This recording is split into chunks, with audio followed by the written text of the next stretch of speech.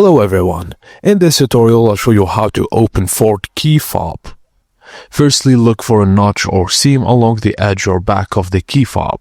Insert the flathead screwdriver into the notch and gently twist to pop the fob open. If it has a sliding cover, carefully slide it off instead. Just be patient, don't use too much force to avoid cracking the plastic.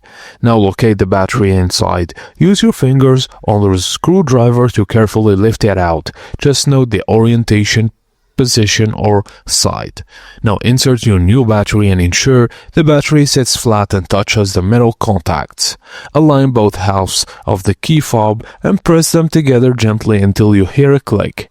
If applicable, slide the cover back on.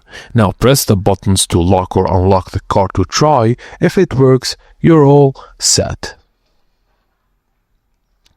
Well, and that's it guys, as simple as that. Thank you for watching, and please don't forget to like and subscribe for more.